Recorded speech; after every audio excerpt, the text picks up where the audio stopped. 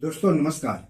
दोस्तों, अगर आप सरकार से पंजीकृत किसी कोऑपरेटिव हाउसिंग सोसाइटी में रहते हैं और आपकी हाउसिंग सोसाइटी की एजीएम यानी सालाना आम बैठक होने वाली है, तो ये एपिसोड आपके लिए है। आप मैनेजिंग कमेटी में हो या नहीं हो, ये हाउसिंग सोसाइटी की एजीएम से जुड़ी कुछ बातों को जरूर जानना चाहिए। इन बातों को नजरअंदाज करना आपके लिए महंगा पड़ेगा, चाहे आप मैनेजिंग कमेटी में रहें या एक सदस्य के रूप में रहें।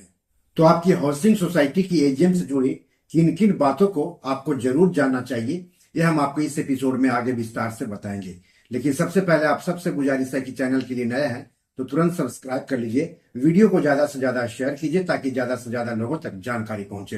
हो सकता है आपके एक शेयर से आपके किसी अपनों का ही फायदा हो जाए। तो चलिए आगे बढ़ते हैं। दोस्तों, किसी भी हाउसिंग सोसाइटी की एजीएम के संबंध में जो शब्द सबसे ज्यादा सुनने को मिलते हैं वो है एजीएम एजेंडा, सोसाइटी की balance sheet, AGM minutes, audit rectification report, action taken report वगैरह।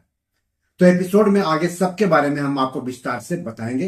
एपिसोड थोड़ा लंबा हो गया है लेकिन बड़े काम का है, इसलिए आप सबसे गुजारिश है कि इस एपिसोड को आखिर तक देखिएगा। दोस्तों, किसी भी रजिस्टर्ड कोऑपरेटिव हाउसिंग सोसाइटी को कई कानूनों यानी लॉज, उप कानूनों यानी वायलॉज और नियमों का सख्ती से पालन करना होता है। उन्हीं कानूनों में से एक है कोऑपरेटिव हाउसिंग सोसाइटी को हर साल उससे पिछले वित्त साल के लिए एजीएम यानी एनुअल जनरल मीटिंग, जिसको कि हिंदी में सालाना आम बैठक कहते हैं, सफलतापूर्वक करवाना जरूरी है। किसी भी हाउसिंग सोसाइटी की एजीएम करवाने की पूरी जिम्मेदारी उस सोसाइटी की मैनेजिंग कमेटी की होती है। इसका मतलब ये नहीं है कि उस सोसाइटी के जो बाकी सदस्य होते हैं यानी जो मैनेजिंग कमेटी में नहीं होते हैं उनकी कोई जिम्मेदारी नहीं रहती है, बल्कि सोसाइटी के जो बाकी सदस्य होते हैं उनकी भी ड्यूटी बढ़ जाती है एजीएम के संदर्भ में। एजीएम ऐसा मंच होता है जहां पर सोसाइटी से जुड़े किसी भी तरह के मुद्दे, चाहे बिल्डिंग की खराब स्थिति के बारे में हो, चाहे सुरक्षा, लाइट, साफ सफाई, मेंटेनेंस, अनुशासनहीनता की हो, सोसाइटी के सदस्य एजीएम में मैनेजिंग कमेटी से सवाल पूछ सकते हैं और अपनी समस्या के समाधान के लिए उन पर दबाव डाल सकते हैं। एजीएम में सोसाइटी की बेहतरी और सोसाइटी के लोगों के कल्याण से जुड़े मुद्दे पर ही चर्चा होती है। मैनेजिंग कमेटी एक तरह से सोसाइटी की सरकार होती है, जबकि सोसाइटी के बाकी सदस्य संसद या विधानसभा के जैसे होते हैं। ठीक संसद या विधानसभा की तरह ही मैनेजिंग कमेटी पर दबाव डालकर काम करवाना होता है हाउसिंग सोसाइटी के सदस्यों को। तो अगर आप मैनेजिंग कमेटी के सदस्य हैं तो एजीएम की तैयारी कैसे करनी है, कब से शुरू कर देनी चाहिए, ये सब जानना जरूरी होता है। लेकिन अगर आप मैनेजिंग कमेटी में नहीं है, मतलब केवल सोसाइटी के फ्लैट मालिक है, तो आप भी एजीएम में पूछे जाने वाले सवालों, समाधान किए जाने वाले समस्याओं की लिस्ट बनाना शुरू कर दें। किसी भी सोसाइटी में मेंटेनेंस इसलिए लिया जाता है ताकि उस सोसाइटी की मैनेजिंग कमेटी सोसाइटी को ठीक से चला सके। तो सोसाइटी के हर सदस्य को मैनेजिंग कमेटी से बेहतर सुविधा की मांग करने का हक मिला हुआ है कानूनी तौर पर। हालांकि सोसाइटी में कुछ लोग राजनीति करके सोसाइटी के माहौल को खराब करते हैं। तो बात करते हैं कि अगर आप मैनेजिंग कमेटी के सदस्य हैं या फिर सोसाइटी के चेयरमैन, सेक्रेटरी या ट्रेजरर है, तो हाउसिंग सोसाइटी की एजीएम की तैयारी कैसे और कब से शुरू कर दें। तो सबसे पहले जान लीजिए कि कानून के मुताबिक जो वित्त वर्ष बीत गया उसके अगले वित्त वर्ष के 30 सितंबर तक हर हाल में सोसाइटी की एजीएम करवा लेना अनिवार्य है, बशर्ते सरकार इस तारीख को किसी कारण का हवाला देते हुए आगे न बढ़ाए। मान लिया कि 31 मार्च 2025 को जो वित्त वर्ष समाप्त हुआ है, तो 30 सितंबर 2025 तक एजीएम को हर हाल में करवा लेना है और इसकी जिम्मेदारी सोसाइटी की मैनेजिंग कमेटी के ऊपर होती है। सोसाइटी को प्रत्येक वित्तीय वर्ष के समापन पर सभी सदस्यों को सक्रिय या असक्रिय सदस्यों के रूप में वर्गीकृत करना होता है, एक्टिव और इनएक्टिव। सोसाइटी प्रत्येक गैर सक्रिय सदस्य को उसके वर्गीकरण के बारे में प्रत्येक वर्ष 31 मार्च से 30 दिनों के भीतर यानी 30 अप्रैल तक सूचित करना होता है। गैर सक्रिय सदस्य को संचार, पंजीकृत डाक पावती देय या स्पीड पोस्ट या हैंड डिलीवरी या ईमेल द्वारा भेजा जाना चाहिए। ये कानून के मुताबिक है, यानी ऐसा कानून कहता है। तो अब सवाल है कि सक्रिय और निष्क्रिय सदस्य का मतलब क्या है। सोसाइटी में यह आमतौर पर देखा जाता है कि सदस्य सोसाइटी की गतिविधियों में भाग नहीं लेते हैं, रुचि नहीं दिखाते हैं और या अपने फ्लैट किराए पर देने या निवेश के रूप में घर खरीदने के बाद आम सभा की बैठक में शामिल नहीं होते हैं और फ्लैट सालों तक खाली पड़े रहते हैं। कुछ सदस्य सोसाइटी के लाभों का आनंद लेते हैं लेकिन रख रखाव शुल्क यानी मेंटेनेंस का भुगतान करने की जहमत नहीं उठाते हैं, तो ऐसे लोगों को इनएक्टिव सदस्य के रूप में मान लिया जाता है। अब एक्टिव यानी सक्रिय सदस्य किन को माना जाता है? जिसने लगातार 5 वर्षों की अवधि के भीतर कम से कम एक आम सभा की बैठक में भाग लिया हो, बशर्ते कि इस खंड में कोई भी बात उस सदस्य पर लागू नहीं होगी जिसकी अनुपस्थिति को सोसाइटी की आम सभा की बैठक द्वारा माफ कर दिया गया है। जिसने सोसाइटी में फ्लैट या यूनिट खरीद लिया है और या उसका मालिक है। जिन्होंने सोसाइटी के रख रखाव और अन्य शुल्क का नियमित रूप से भुगतान किया है यानी मेंटेनेंस लगातार नियमित रूप से दे रहे हैं। और जो सदस्य सक्रिय सदस्य नहीं है वह गैर सक्रिय सदस्य माने जाएंगे। तो ये एक्टिव और इनएक्टिव सदस्यों का वर्गीकरण इस तरह से किया जाता है कानून के मुताबिक। ऑडिट के लिए 31 मार्च तक संबंधित वित्त वर्ष का सभी बैंकों का बैंक स्टेटमेंट और इंटरेस्ट सर्टिफिकेट अपने पास जमा कर लें। इसे अपने सोसाइटी के सीए या ऑडिटर को दे दें। ऑडिट के लिए सभी बैंकों में की गई एफडी के सर्टिफिकेट की जेरॉक्स कॉपी साथ रखें। 15 मई तक सारे अकाउंट्स क्लियर हो जाने चाहिए। 1 जून तक सारे अकाउंट्स ऑडिट के लिए सीए या ऑडिटर को दे देना चाहिए। मैनेजिंग कमेटी को ड्राफ्ट ऑडिट रिपोर्ट और सीए या ऑडिटर द्वारा उठाए गए सवालों या आपत्तियों की समीक्षा की जानी चाहिए। ड्राफ्ट ऑडिट रिपोर्ट पर सोसाइटी के पदाधिकारियों द्वारा हस्ताक्षर किए जाने से पहले कमेटी में इस पर चर्चा की जानी चाहिए और मैनेजिंग कमेटी के मिनट्स बुक में चर्चा को विस्तार से लिखना चाहिए। एजीएम की तारीख से 15 दिन पहले सोसाइटी के सदस्यों को नोटिस भेजकर एजीएम की जानकारी देनी चाहिए। एजीएम के नोटिस की कॉपी सोसाइटी के हर विंग के मेन एंट्रेंस की दीवार पर चिपकाना चाहिए। नोटिस में सदस्यों से अगर बैलेंस शीट पर या लेजर बुक या किसी और मामले को लेकर कोई आपत्ति हो तो लिखित में नोटिस मिलने के 7 दिनों के भीतर मंगवाना चाहिए। एजीएम नोटिस भेजने से पहले मैनेजिंग कमेटी को एजीएम के प्रस्तावित एजेंडा और पिछली एजीएम के लिए एटीआर यानी एक्शन टेकन रिपोर्ट पर चर्चा कर लेनी चाहिए। एजीएम नोटिस के साथ ही एजीएम का एजेंडा और ऑडिट किए हुए अकाउंट्स की कॉपी भी सदस्यों को दी जानी चाहिए। एजीएम में एजेंडा पर चर्चा होती है और बैलेंस शीट पढ़कर सुनाया जाता है। किसी सदस्य को कोई आपत्ति होती है तो सवाल पूछ सकता है और कमेटी को इसकी अनुमति देनी पड़ती है। आने वाले साल के लिए सालाना बजट भी तैयार करना होता है। सोसाइटी को हर हाल में 30 सितंबर तक पिछले वित्त वर्ष का आईटीआर भर देना होता है। एजीएम की तारीख से 15 दिनों के भीतर एजीएम का ड्राफ्ट मिनट सदस्यों को हर हाल में वितरित कर देना होता है। किसी भी सीए या ऑडिटर को लगातार 3 साल तक ही रखना होता है। उसके बाद उसको रिन्यू करें या फिर नया सीए या ऑडिटर नियुक्त करें।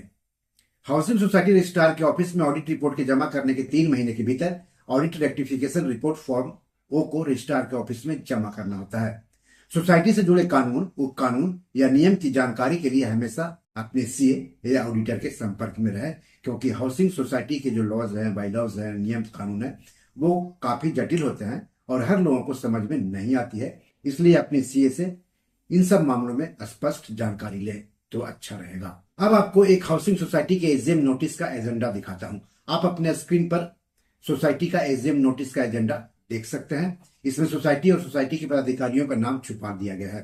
पदाधिकारियों के अलावा दूसरे मेंबर्स का भी नाम छुपा दिया गया है। एजीएम नोटिस के पहले पन्ने पर सबसे ऊपर हाउसिंग सोसाइटी का पंजीकृत नाम, उसका पता, उसका पंजीकरण संख्या दर्ज है। फिर दाईं तरफ नोटिस भेजे जाने की तारीख दर्ज है। तारीख के नीचे नोटिस सब हेडिंग के तहत एजीएम की तारीख, जगह, समय और जिस वित्त वर्ष के लिए एजीएम हो रही है उसका जिक्र है। फिर एजेंडा सब हेडिंग के तहत 13 पॉइंट्स का जिक्र है। मतलब इन सब बिंदुओं पर एजीएम में काम होगा, चर्चा होगी और वोटिंग होगी और इस पर निष्कर्ष निकाला जाएगा। इन बिंदुओं पर सिलसिलेवार ढंग से हम बात करते हैं। तो पहला एजेंडा है कि एजीएम चलाने के लिए वहां मौजूद सदस्यों में से किसी को चेयरपर्सन नियुक्त किया जाएगा। मैनेजिंग कमेटी आपस में चर्चा करके चेयरपर्सन नियुक्त करती है। मैनेजिंग कमेटी का मेंबर चेयरपर्सन नहीं नियुक्त किया जाता है। एजीएम के संचालन की पूरी जिम्मेदारी चेयरपर्सन की होती है। एजीएम में मौजूद हर व्यक्ति को चेयरपर्सन की बात माननी होती है। एजीएम का मिनट्स तैयार करते समय चेयरपर्सन की सहमति अनिवार्य होती है। दूसरा, राष्ट्रगान जन गण मन से एजीएम की शुरुआत होती है। तीसरा, अगर सोसाइटी के किसी सदस्य की दुखद मौत होती है तो एजीएम में सब लोग उन्हें श्रद्धांजलि देते हैं। चौथा, सोसाइटी के नए फ्लैट मालिकों के नाम वैसे फ्लैट ट्रांसफर की मंजूरी दी जाती है जिनको एनओसी यानी नो ऑब्जेक्शन सर्टिफिकेट हिंदी में इसको अनापत्ति प्रमाण पत्र कहते हैं, मैनेजिंग कमेटी दे चुकी होती है। पांचवा, पिछली एजीएम के मिनट्स को कंफर्म किया जाता है और मंजूरी दी जाती है। अगर इसको लेकर किसी मेंबर को कोई आपत्ति हो तो आपत्ति दर्ज करा सकते हैं, तुरंत का तुरंत आपत्ति दर्ज करा सकते हैं। सेक्रेटरी या जो पदाधिकारी एजेंडा पढ़ते रहते हैं वो सदस्यों से मिनट्स पर राय मांगते हैं, राय को एजीएम मिनट्स में शामिल किया जाना चाहिए। छठा, जिस वित्त वर्ष की एजीएम हो रही है उसकी एनुअल रिपोर्ट को ऑडिट रेक्टिफिकेशन रिपोर्ट और कमेटी द्वारा एक्शन टेकन रिपोर्ट को पढ़ा जाएगा, कंफर्म किया जाएगा और अप्रूव किया जाएगा। आमतौर पर इस रिपोर्ट को ट्रेजरर यानी कोषाध्यक्ष या खजींदार पढ़ता है। रिपोर्ट के पढ़ने के बाद सदस्यों से इस पर टिप्पणी और आपत्ति मांगी जाती है। अगर टिप्पणी या आपत्ति आती है तो इसे एजीएम मिनट्स में शामिल किया जाना चाहिए। यह रिपोर्ट किसी भी हाउसिंग सोसाइटी की सबसे जरूरी रिपोर्ट होती है। सभी सदस्यों को इसकी गहराई से स्टडी करनी चाहिए। आप जो मेंटेनेंस देते हैं उसका पूरा हिसाब किताब, इनकम, खर्च, निवेश, रिटर्न सब कुछ इसी में रहता है, इसलिए इसको लेकर जितना सतर्क रहेंगे अच्छा है। इस रिपोर्ट से मैनेजिंग कमेटी के किसी भी घपले घोटाले का अंदाज लगाया जा सकता है। जो पहले बताया गया 6 बिंदु है वो हर साल की एजीएम के एजेंडा का विषय रहता है। हम जिस सोसाइटी की बात कर रहे हैं उसकी, इसको आप बदल नहीं सकते हैं। हाँ, कई जगहों पर राष्ट्रगान शायद नहीं गाए जाते होंगे, बाकी सब अस्थायी बिंदु है। सातवां, सीसीटीवी कैमरा लगाने पर चर्चा की जानी है। इस पर सब लोग अपनी अपनी राय देंगे, फिर वोटिंग होगी और जो निष्कर्ष निकलेगा उसको मिनट्स में लिखा जाएगा। मिनट्स लिखते समय यह भी लिखा जाएगा कि किन लोगों ने क्या क्या बोला है। यह हम एक हाउसिंग सोसाइटी के एजीएम एजेंडे पर चर्चा कर रहे हैं, उसकी जानकारी दे रहे हैं कि किस तरह से एजीएम का एजेंडा तैयार किया गया है। आठवां, 4 दीवारी पर तारबंदी को लेकर चर्चा की जाएगी। पूरे चर्चा को मिनट्स में लिखा जाएगा। मिनट्स लिखते समय यह भी लिखा जाएगा कि किन लोगों ने क्या क्या बोला है। आगे हम इस एजीएम के मिनट्स के बारे में भी विस्तार से आपको बताएंगे। 9वां, सोसाइटी के डीम्ड कन्वेंस पर चर्चा होगी। पूरे चर्चा को मिनट्स में लिखा जाएगा। मिनट्स लिखते समय यह भी लिखा जाएगा कि किन लोगों ने क्या क्या बोला है। आगे हम इस एजीएम के मिनट्स के बारे में भी विस्तार से बताएंगे। 10वां, नए कुएं की खुदाई पर चर्चा होगी। पूरे चर्चा को मिनट्स में लिखा जाएगा। मिनट्स लिखते समय यह भी लिखा जाएगा कि किन लोगों ने क्या क्या बोला है। फिर इसमें एक पॉइंट है कि अगर आप एजीएम में कोई और मुद्दा चर्चा के लिए लाना चाहते हैं तो नोटिस मिलने के 7 दिनों के भीतर इसकी जानकारी लिखित तौर पर सेक्रेटरी को दे।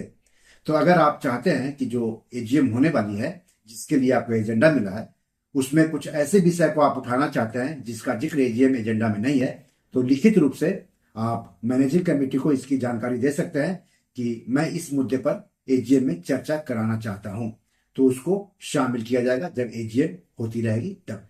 तो ये एजेंडा का पहला पन्ना हुआ। अब एजेंडा के साथ साथ क्या रहता है वह भी जान लीजिए।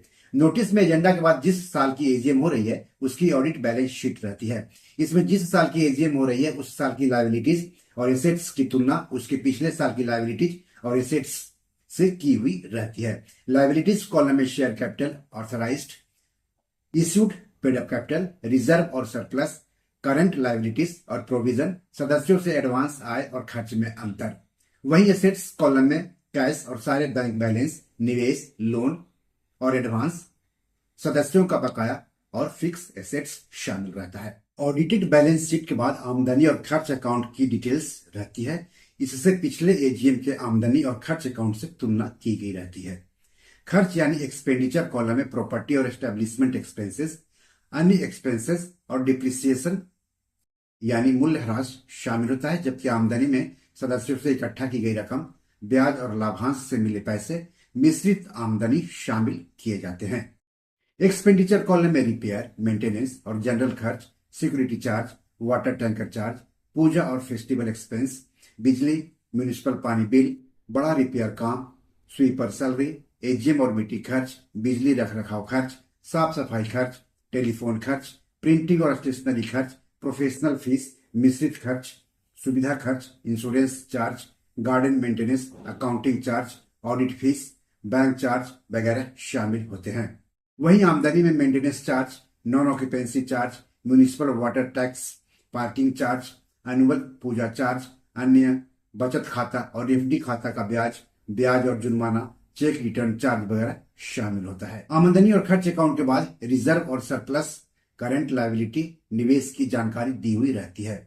रिजर्व और सरप्लस में general reserve, sinking fund, repair और maintenance fund, transfer premium, transfer fees, entrance fees, colour fund और एजुकेशन एवं ट्रेनिंग फंड की जानकारी रहती है। करंट लायबिलिटीज में भुगतान किया जाने वाला accounting charge, audit fees, education fund, security charge, sweeper salary की जानकारी रहती है। आप स्क्रीन पर देख सकते हैं सैंपल। निवेश में जितने बैंकों में सोसाइटी की एफडी है उसकी रकम समेत जानकारी दी हुई रहती है। रिजर्व और सरप्लस, करंट लायबिलिटीज और निवेश की जानकारी के बाद अगले पेज पर फिक्स्ड एसेट्स की जानकारी रहती है। इसमें dead stock, furniture, fan, name plate, notice board, new pipeline, आग बुझाने वाली मशीन, कंप्यूटर और printer, CCTV camera, inverter, CCTV के लिए LED, water tank, shed work का ओपनिंग और क्लोजिंग बैलेंस रहता है। इन सब के बारे में आप सोसाइटी के सीए से बात करें तो अच्छा रहेगा। आप अपने ट्रेजरर से भी इसकी जानकारी ले सकते हैं। ये काफी तकनीकी विषय है, इसलिए जानकारी लेने में कंजूसी मत बरतें। फिक्स्ड एसेट्स के बाद उसके अगले पन्ने पर सदस्यों के बकाया मेंटेनेंस या एडवांस में मिला मेंटेनेंस या फिर समय पर चुकाया मेंटेनेंस की जानकारी रहती है। इसमें फ्लैट मालिक का नाम, फ्लैट नंबर और मेंटेनेंस की मौजूदा स्थिति के साथ जानकारी दी हुई रहती है। इस लिस्ट से आप अपनी सोसाइटी के डिफॉल्टर सदस्य के बारे में जान सकते हैं, या फिर जो लोग समय पर मेंटेनेंस दे देते हैं उनके बारे में जान सकते हैं, या फिर उन लोगों के बारे में जान सकते हैं जो एडवांस में ही मेंटेनेंस का भुगतान कर चुके होते हैं। एजीएम समाप्त होने के बाद भी मैनेजिंग कमेटी और उसके पदाधिकारियों का एजीएम से जुड़ा काम खत्म नहीं होता है। एजीएम खत्म होने के बाद एजीएम का मिनट्स तैयार करना होता है। मिनट्स यानी कार्यवृत्त। थोड़ा हाउसिंग सोसाइटी के एजीएम मिनट्स के बारे में भी जान लीजिए। हाउसिंग सोसाइटी के एजीएम मिनट्स का मतलब है वार्षिक आम बैठक के दौरान हुई चर्चाओं और निर्णयों का आधिकारिक रिकॉर्ड। ये मिनट्स, जिन्हें कार्यवृत्त भी कहा जाता है, एक महत्वपूर्ण दस्तावेज होते हैं जो सोसाइटी के कामकाज, सदस्यों के अधिकारों और जिम्मेदारियों और भविष्य की योजनाओं के बारे में जानकारी देते हैं। एजीएम मिनट्स में आमतौर पर इन सब बातों की जानकारी शामिल होती है। बैठक का स्थान, तिथि और समय। इससे यह स्पष्ट होता है कि बैठक कब और कहां हुई थी। मौजूद सदस्यों की सूची, यह बताता है कि बैठक में कौन कौन सदस्य मौजूद थे। एजेंडा, बैठक के मुख्य विषयों की सूची होती है। प्रत्येक विषय पर चर्चा का सारांश। इसमें चर्चा, बहस और सदस्यों द्वारा व्यक्त किए गए विचारों का संक्षिप्त विवरण होता है। लिए गए निर्णय, प्रत्येक विषय पर क्या निर्णय लिया गया इसका स्पष्ट उल्लेख होता है एजीएम मिनट्स में। मतदान का विवरण, यदि किसी विषय पर मतदान हुआ है तो उसका परिणाम भी दर्ज किया जाता है। अगली बैठक की तिथि यदि कोई हो तब। यदि कोई अगली बैठक निर्धारित की गई है तो उसकी तिथि और समय भी दर्ज की जाती है। अन्य महत्वपूर्ण बातें, सोसाइटी के काम काज से संबंधित कोई भी अन्य महत्वपूर्ण जानकारी जैसे कि सदस्यों द्वारा उठाए गए प्रश्न या शिकायतें भी दर्ज की जा सकती है।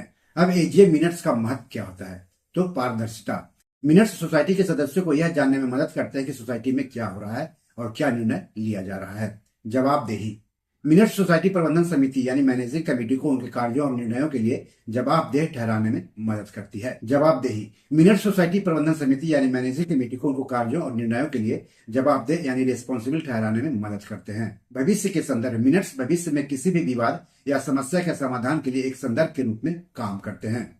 कानूनी दस्तावेज, मिनट्स कानूनी रूप से महत्वपूर्ण दस्तावेज होते हैं और सोसाइटी के कामकाज से संबंधित किसी भी कानूनी कार्यवाही में उपयोग किए जा सकते हैं। कुल मिलाकर कह सकते हैं कि एजीएम मिनट्स हाउसिंग सोसाइटी के कामकाज का एक महत्वपूर्ण हिस्सा है जो पारदर्शिता, जवाबदेही और कानूनी सुरक्षा प्रदान करते हैं।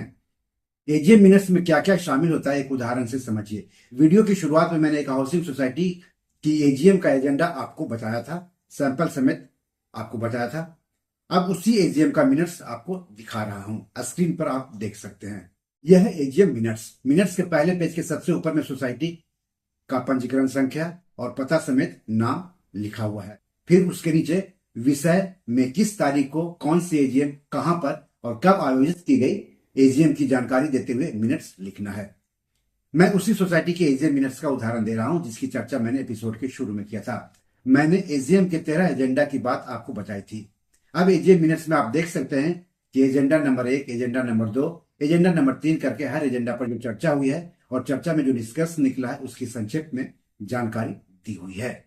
ऑडिट रेक्टिफिकेशन रिपोर्ट का मतलब, एपिसोड में ऑडिट रेक्टिफिकेशन रिपोर्ट की चर्चा हुई है, तो जान लेते हैं कि हाउसिंग सोसाइटी के ऑडिट रेक्टिफिकेशन रिपोर्ट का मतलब क्या होता है। हाउसिंग सोसाइटी की ऑडिट रेक्टिफिकेशन रिपोर्ट का मतलब है हाउसिंग सोसाइटी की वित्तीय ऑडिट के दौरान पाई गई अनियमितताओं या गलतियों को ठीक करने के लिए बनाई गई रिपोर्ट।